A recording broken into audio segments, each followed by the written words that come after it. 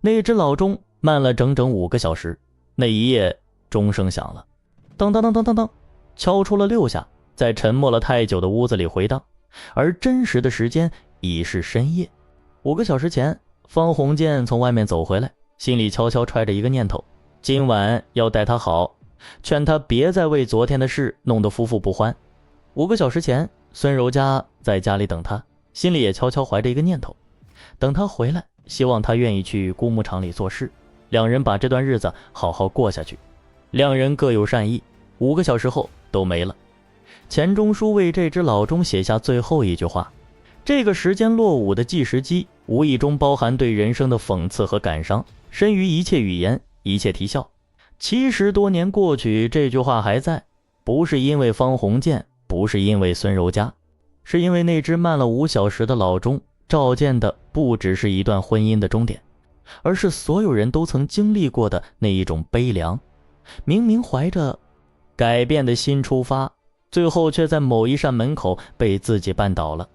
也许你也有过这样的夜晚，你问了一句你在想什么，对方说没什么，你知道不该再问了，但那2个字像一扇虚掩的门，你没忍住又推了一下，门没有开，反而关得更紧了。关于孙柔嘉，流传最广的定论只有一个，他心机太深，说他步步为营追到了方鸿渐，婚后变脸露出本来面目，亲手把一段婚姻变成了战场。但有一个问题几乎没有人认真问过，我们所认识的孙柔嘉是谁眼里的孙柔嘉？围城的叙事视角始终紧贴方鸿渐，他怎么想我们看到什么？而方鸿渐是一个软弱、习惯自我欺骗、从未真正爱过孙柔嘉的男人。一个不爱他的男人对他的定性是公正的吗？这不是一个心机女的故事，也不是一个负心男的故事，这是一个关于为什么聪明的女人把聪明用错了地方的故事。欢迎来到翻口人物智库，我是翻口。今天我们一起走进围城，走进这个被误解了70多年的女人。答案要从她最柔弱的那一刻说起。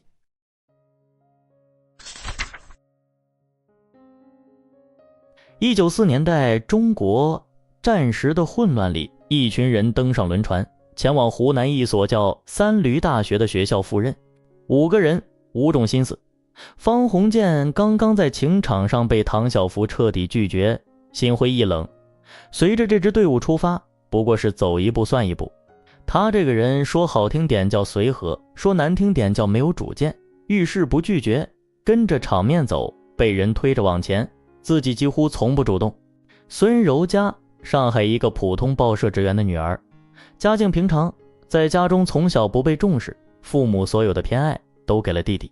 她很早就明白，没有人会天然的为她兜底，她得靠自己。赵新梅，方鸿渐的朋友，一路冷眼旁观的那个人。旅途开始，孙柔嘉怕生的一句话也不敢讲。初登场时，她极为低调，打扮素净，一口一个赵叔叔、方叔叔，像个无害的小妹妹。方鸿渐没有正眼瞧过她，她脸圆脸扁都没看清楚呢，他完全没把她放在眼里。但文学评论家夏志清看见了这一切的本质。他在中国现代小说史里写下了一句让人后背发凉的话：孙柔嘉正在布下天罗地网，要猎取他这位未设防的友人。一场精心的布局在方鸿渐浑然不觉的时候已经悄悄开始了。我们来仔细看一看。第一步，偷听轮船上，孙柔嘉暗中偷听了方鸿渐与赵新梅的对话。他在听什么？他在做一件非常理性的事，研究这个男人，他的性格，他的弱点，他对什么有反应，他遇事会怎么处理。他了解到的是方鸿渐软弱被动，喜欢顺着场面走。他刚经历过情感的重创，内心有一个空缺需要被填补。他有一点藏不住的虚荣心，喜欢被需要，喜欢觉得自己有用，喜欢对比自己柔弱的人扮演保护者的角色。一份清晰的人物档案他默默记下了。第二步，示弱。整个旅途，孙柔嘉始终维持着同一副模样，柔顺、天真、无助，需要被照顾。这不是毫无来由的表演。一个20出头的年轻女性独自踏上前往湖南偏远山区的旅途，队伍里除了她都是男人。同行的李梅婷对他轻佻傲慢，环境陌生，语言不通，社会对孤身出行的女性充满了隐性的危险。在那个年代，一个没有任何男性庇护的女人，意味着随时可能遭遇的轻视、骚扰乃至更坏的处境。她需要一个可以倚靠的人，她需要在这一次旅途里是安全的。于是他对方鸿渐说了那句话：我太不知道怎样做人，做人麻烦死了。方先生，你肯教教我吗？这句话的精准在于他同时做到了2件事：一，把方鸿渐放在了老师敌位置，满足了他想被仰慕的虚荣；二，宣告了自己的柔弱和需要，激活了他作为男性想要保护人的本能。结果是把他对这位小姐的保护心全都引起来了。方鸿渐开始注意他了。第3步，夜间的亲密旅途之中，5人曾夜宿一处简陋的村舍，山路颠簸，条件恶劣，夜里异常黑暗。那一夜，孙柔嘉在睡梦中开口说话，声音细小，带着哭腔，说：别压住我的红棉袄。方鸿渐惊醒，划燃一根火柴。孙柔嘉告诉他，他梦见了一双小孩子的手推他，感到害怕。方鸿渐安慰了他。这段短短的夜间对话，在赵新梅的旁观眼光里，毫无疑问是布局的组成部分，但在方鸿渐的感受里，却是真实的亲密。深夜，一个人在梦中惊呼，另一个人点亮了光，说：不用怕。这种亲密感是比任何白天的相处都更难被遗忘的东西。第4步，借陆子潇制造危机赶到了三闾大学。孙柔嘉向方鸿渐哭诉，有一个叫陆子潇的男教员一直在追他，不知道怎么拒绝，请方鸿渐帮忙想办法。这一步看起来像是在求助，实则是在方鸿渐心里种下一粒嫉妒的种子。他在那粒种子旁边放了这样一句话，装作无意间说出来的：外面闲话很多，真讨厌。言下之意，外人都在说我和你的事了，你难道真的对我毫无感觉吗？方鸿渐开始问自己，假使不爱孙小姐，管什么闲事？是不是爱她，有一点点爱她呢？他把一个男人从我们是同事推进了我是不是爱她的门槛里。第5步，当众挽臂，逼出订婚，这是整个布局的最后一招，也是此后70年间孙柔嘉被指摘最多的一步。那天傍晚，孙柔嘉与方鸿渐在路上偶遇，就在这时，身后恰好走来了2个人，李梅婷以及追求者陆子潇。孙柔嘉伸手拉鸿渐的右臂，仿佛求他保护，迟疑着开口说了半句话。那么咱们告诉李先生，话停在这里，接下来不需要他说了。2个旁观者把剩下的话接了下去。哦，你们订婚了？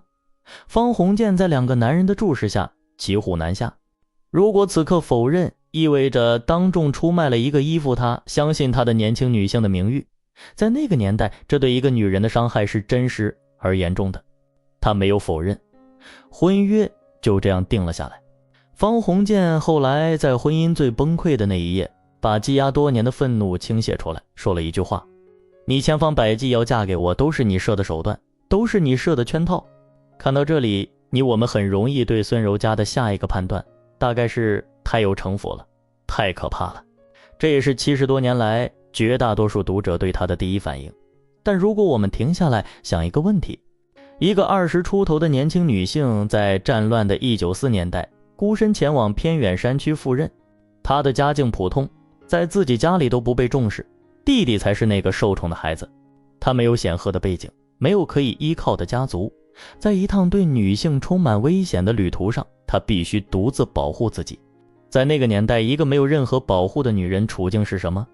她偷听方鸿渐的谈话，是在研究一个她需要了解的人，不是为了算计他，而是因为她必须了解他，才能判断自己是不是安全的。她说，我不知道怎么做人，是在用那个时代唯一能被接受的方式，作为一个女人向一个男人开口请求帮助。她挽住他的手臂，是因为那是他手头最后一张牌。在一个他的清白名声一旦损毁，便无处安身的世界里，他当然有计算，但把同样的处境给那个年代任何一个孤身出行的年轻女性，你会怎么做？有一句话说的也许比所有定论都更准确，那是杨绛写的，钱钟书的妻子，围城诞生的见证者。他这样描述孙柔嘉，他没什么特长，可也不笨，不是美人，可也不丑，没什么兴趣，却有自己的主张。一个有主张的普通女人，在一个对女人选择几乎为零的年代，用她仅有的工具为自己争取了一个结果。那个工具是她的聪明，她赢了，她嫁给了方鸿渐。但这只是故事的开始，因为她很快就会发现，进入了围城并不意味着你就安全了。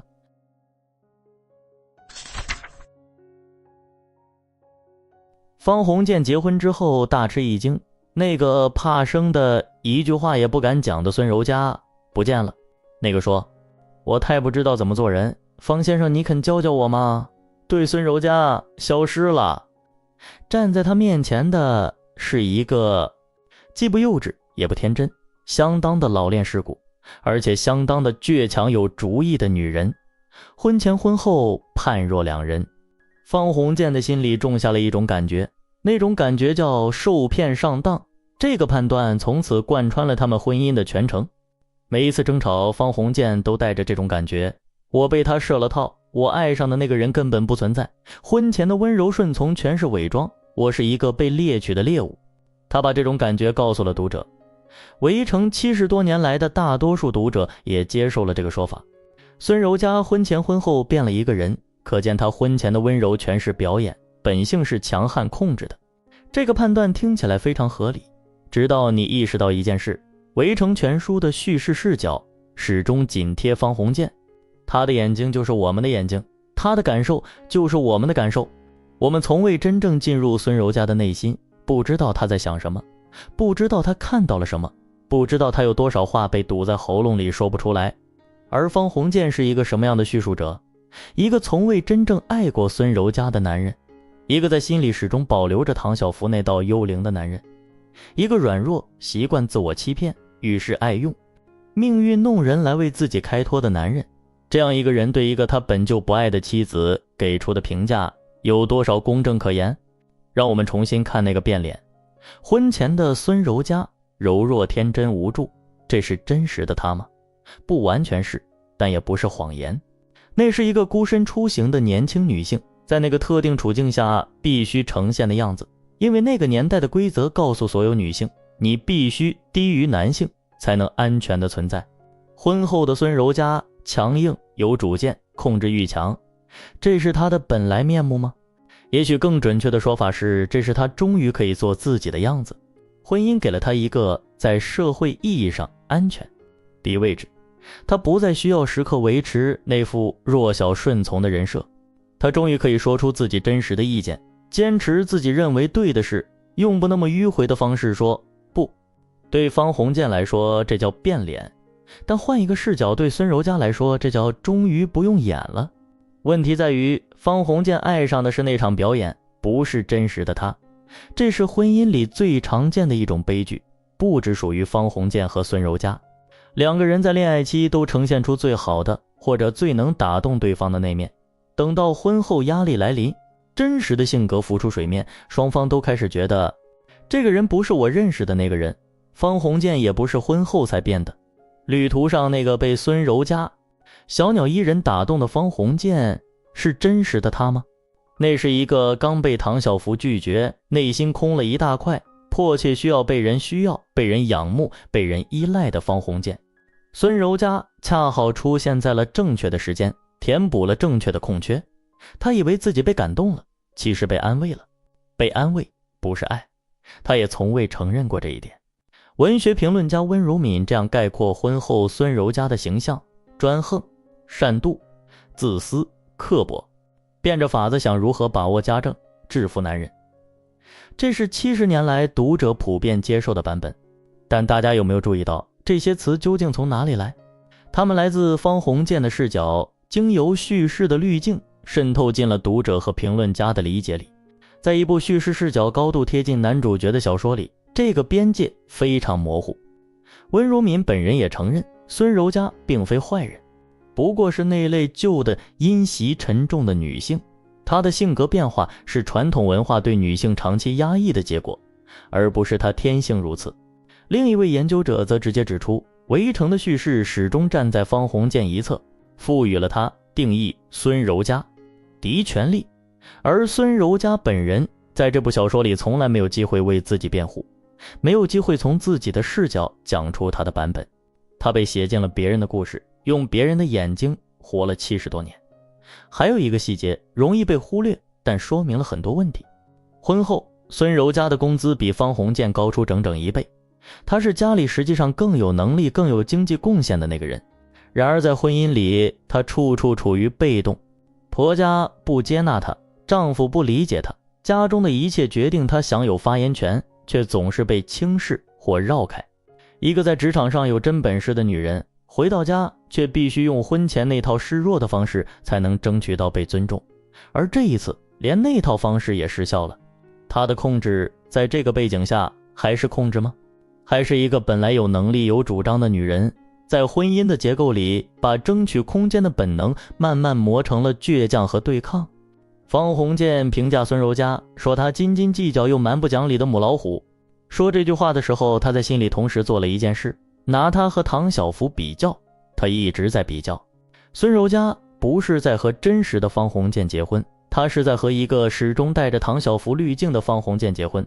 在这道滤镜面前，他永远是失败的那个，永远是达不到标准的那个，但他不知道这件事，或者说他知道却无能为力。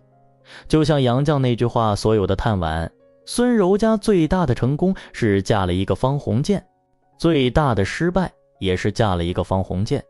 他追来了，进城了，只是没有人告诉他城里等着他的是什么。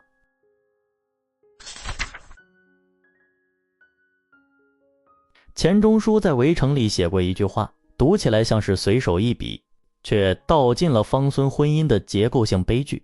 方家和孙家两亲家见过面，彼此请过客，往来拜访过，心里还交换过鄙视，谁也不满意谁。方家恨孙家减慢，孙家厌方家臣服，双方背后都嫌对方不阔，双方长辈互相嫌弃，鸿渐柔嘉左右为难，受足了气，只好在彼此身上出气。这9个字是整段婚姻最精准的解剖。让我们从头说起。孙柔嘉嫁进方家，第一关就过不了。拜堂的时候，她坚持不下跪，只做揖。在方家老一辈眼里，儿媳妇进门不跪，就是礼数不周，就是不把方家放在眼里，就是心是女人的傲慢。方老太太的脸色当场沉了下去，连见面礼都没有给她。孙柔嘉哪里傲慢了？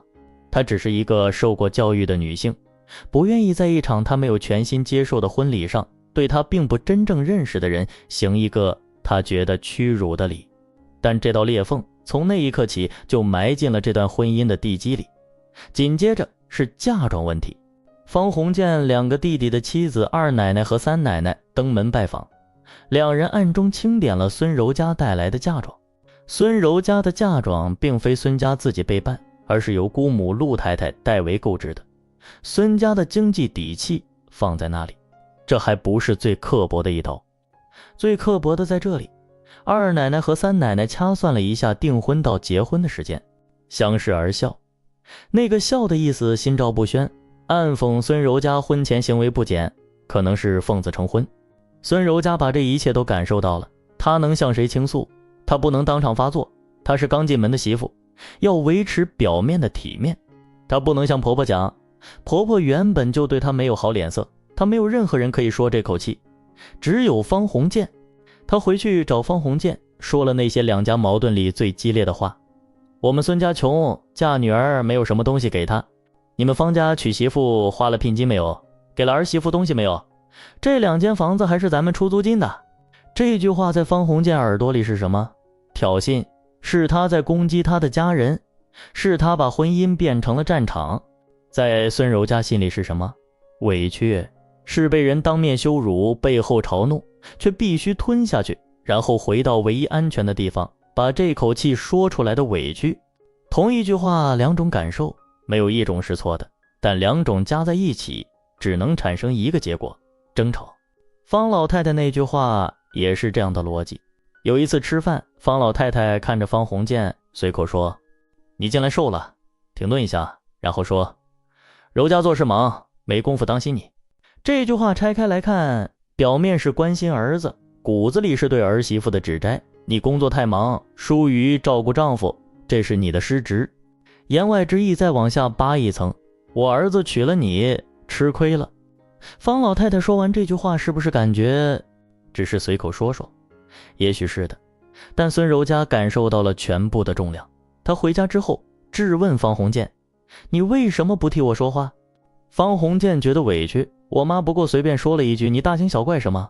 两人由此冷战，又由冷战变成争吵，争吵的内容慢慢从今天那件事变成了你们方家如何如何，再变成你孙家如何如何。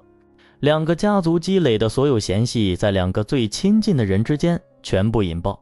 在所有矛盾里，有一个人始终处于核心位置，却最少被人提起，那是孙柔家的姑母陆太太。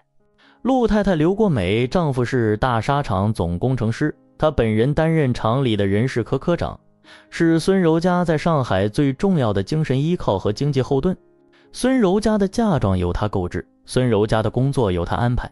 孙柔家在婚姻里受了委屈，第一个倾诉对象是她。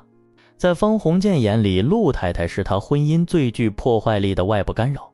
每当孙柔家和他闹矛盾，他就跑去姑妈家，两人在那里商量方鸿渐哪里不好。方鸿渐知道这件事，或者说他确信这件事，即使有时并不完全确定。他在背后糟蹋我，这个念头始终盘踞在他心里。而陆太太还提出愿意通过关系在工厂帮方鸿渐安排一份工作，这本是一番好意，但在方鸿渐那里，这好意变成了一种不可接受的羞辱。他说了那句非常方鸿渐的话，资本家走狗的走狗是不做的，他宁可失业，也不愿意通过妻子的姑母谋职，因为那意味着他低孙柔家一等，意味着他靠女方家的关系吃饭，意味着他的男性自尊被彻底踩在地下。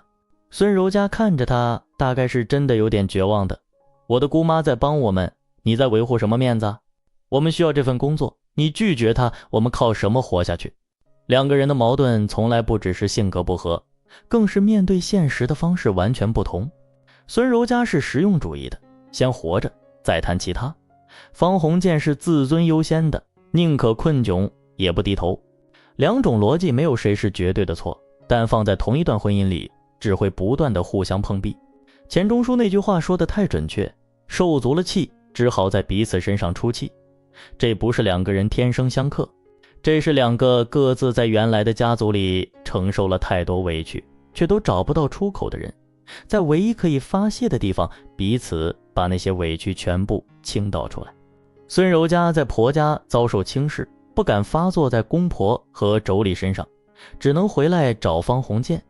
方鸿渐在姑妈面前吃亏，在经济上处于弱势，也只能回来找孙柔家。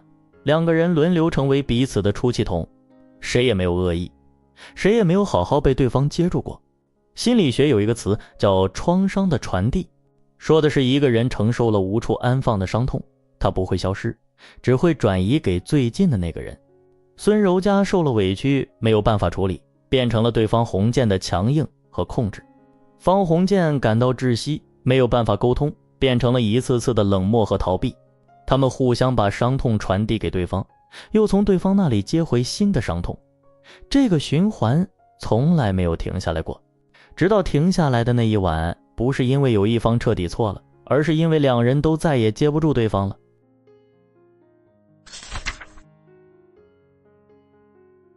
有一种婚姻的死法，不是轰轰烈烈的背叛，也不是某一天突然的决裂，而是两个人用自己最本能的方式，一点一点把彼此逼向了同一个结局。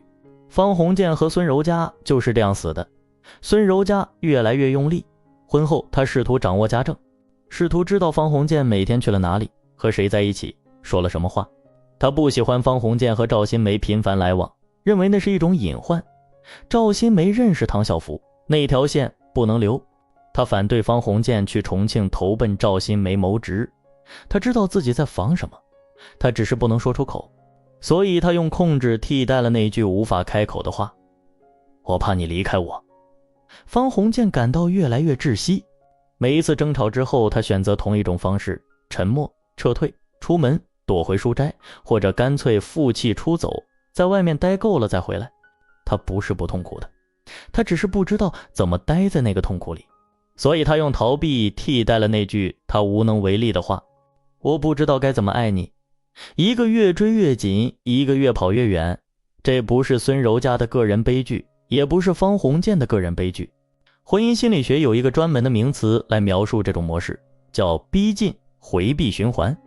一方越追逼，另一方越撤退，另一方越撤退，这一方的恐惧越深，于是追逼的更猛烈，更猛烈的追逼换来更深度的撤退，循环不止，直到有一天两个人都精疲力竭了。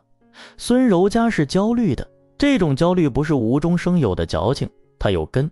他从小在家里就是不被重视的那个，弟弟才是父母的宝贝。他从少年时期就开始自己照顾自己，一个从小感受到爱是不稳定的，必须去争取的人，长大后对感情的敏感程度远远超过普通人。方鸿渐心里有唐晓芙的幽灵，他感受得到；他对婚姻的被动态度，他感受得到。他每一次的沉默和逃避，对他来说都是一个信号，他要走了，他不爱我了，我要失去他了。于是他更用力地抓，而越用力抓，他越显得控制欲强，越显得控制欲强，方鸿渐越想逃离。他用自己最大的努力亲手加速了婚姻的终点，这不是故意的，这是他内心深处那条恐惧的逻辑自动运行的结果。方鸿渐是逃避的，他不是坏人，他只是不擅长待在情绪里，遇到冲突，第一反应不是面对，而是逃避，用沉默隔绝争吵，用出走回避压力，用命运弄人的叹息为自己的不作为开脱。有研究显示，当一段关系里出现冲突时，持续性的10强，一方彻底关闭沟通，停止回应，是婚姻崩解最准确的预警信号之一。方鸿渐面对孙柔嘉的追问时的沉默，离开家门时的背影，躲进书斋时的消失，每一次都是在告诉这段关系，我不打算解决，我只想离开这里。他每次撤退都让孙柔嘉的焦虑更深了一分。问题的根源不在于哪个人更坏，问题的根源在于他用了错误的工具。孙柔嘉是聪明的，这一点从来不需要质疑。他能精准识别方鸿渐的弱点，能在旅途中不动声色的布局，能在职场上收入比丈夫高出整整1倍。他在知识层面上高出方鸿渐不止一筹。但赢得一个人和经营一段关系需要的是完全不同的东西。赢得靠的是策略，看清对方，找准弱点，精准出手。经营靠的是信任，放下防御，坦然示弱，接受不确定。孙柔嘉把策略用在了追到方鸿渐这件事上，他成功了。但他不知道如何把同样的智慧转化为婚姻里真正需要的东西，一种不需要管控，不需要算计，允许对方自由进出的安全感。因为那种安全感只能从内部生长出来，不能靠控制外部来替代。有一项中国家庭跟踪调查数据令人印象深刻，在受访的高学历女性中，已婚女性的幸福感平均低于同等条件下的单身女性。这个发现的解读之一是，高控制需求的女性一旦进入婚姻这个无法完全掌控的领域，面对的是持续的失控体验，反而比独自生活时更痛苦。孙柔嘉大概是懂这种痛苦的，她只是没有办法停下来。还有一件事她始终没能解决，婚前她赢得了一个人，但那个人进入婚姻时心里带着另一个女人的影子。方鸿渐在婚后每次与孙柔嘉争吵，都会不自觉地在心里把她和唐晓芙比较。孙柔嘉永远是那个没能赢得比较的人，不是因为她不好，是因为唐晓芙在他心里的位置从来不是另一个真实的女人，而是一个永远停在最美好时刻的幻影，一个无法被任何现实的人击败的完美想象。孙柔嘉和那个幻影竞争，注定是输的，但他不停止，因为停止就意味着放弃。就是在这样的疲惫和焦虑和不肯放手里，方鸿渐和孙柔嘉一起走向了那个夜晚，那个有一只慢了5小时的老钟的夜晚。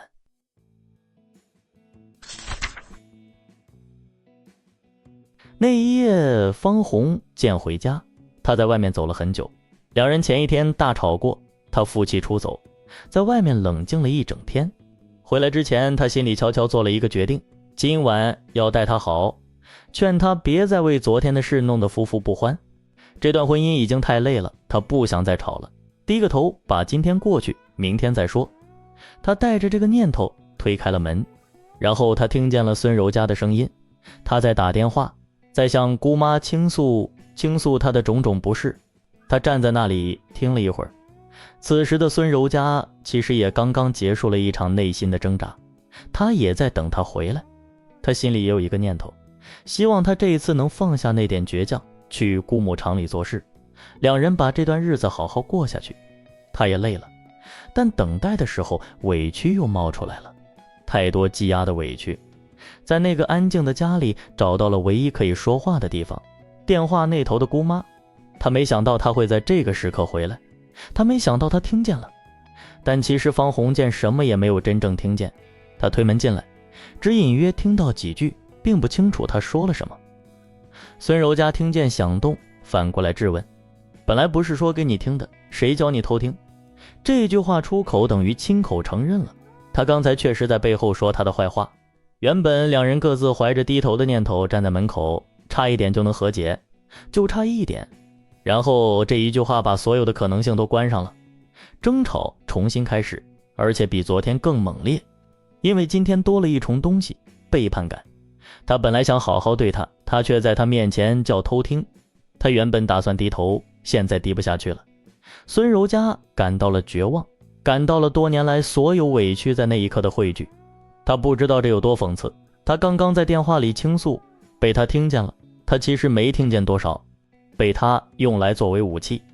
他本来等着他回来好好过，结果又是这样。两人越吵越深，所有压了许久的话都涌出来了。然后孙柔嘉说出了那个字，懦夫。这个字击中了方鸿渐一生最不愿意直视的那个真相。他其实知道的，他知道赵新梅早就说过他不讨厌，但全无用处。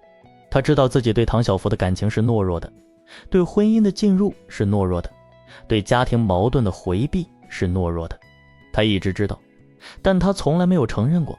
现在孙柔嘉说出来了，那是他所有自我欺骗最难以承受的时刻，被最近的人用最准确的词当面击穿。他再也顾不上那个今晚要待他好的念头了。他把婚姻里所有的愤怒和悔恨全部倾泻出来。为什么我们会搞成这样？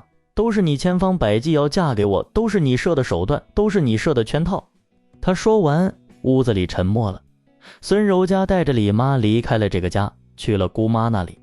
方鸿渐一个人留在屋子里，沉沉睡去。然后那只老钟开口了，当当当当当当当当当。钱钟书在小说的最后写下了这段话。那只祖传的老钟从容自在地打起来，仿佛积蓄了半天的时间，等夜深人静搬出来一一细数，当当当当当当，响了6下。6点钟是5个钟头以前，那时候鸿渐在回家的路上走，续心要待柔嘉好，劝他别再为昨天的事弄得夫妇不欢。那时候柔嘉在家里等鸿渐回来吃晚饭，希望他会跟姑母和好，到他厂里做事。这个时间落伍的计时机无意中包含对人生的讽刺和感伤，深于一切语言，一切啼笑。5个小时前他想待他好，5个小时前他也在等他回来。两人各有善意，却没有一丝传递到对方那里。一直慢了5小时的老钟敲出的不是谁的罪状，而是人类共同的悲凉。我们怀着改变的心出发，却被自己一次次绊倒在门口。那么孙柔嘉到底哪里做错了？70多年来，这个问题的标准答案是他心机太深，婚后太强势，把婚姻变成了控制欲的战场。但走完他的整个故事，你会发现真正的答案要复杂得多。他没有恶意，他只是从来没有安全感。他设局追来了方鸿渐，但他的内心深处安全感从未真正建立起来。婚姻的城门开了，他进了城，发现城里并没有他以为的那种稳固。于是他用了在城外时曾经有用过的工具、策略、控制，步步为营，试图重新把那份稳固争取回来。但那个工具在城外是有效的，在城里是无效的。城外策略可以帮他赢得一个结果，城里只有信任才能帮他留住一个人，而这2件事需要的是完全不同的内心能力。这种感觉也许不只属于孙柔嘉，用尽了所有的聪明，争取到了一段关系，却在那段关系里始终没有真正放松过。孙柔嘉不是坏人，他只是把聪明全用在了赢的上，却没有人告诉他，留住一个人靠的不是这个。他最大的成功是嫁了方鸿渐，他最大的失败也是嫁了方鸿渐。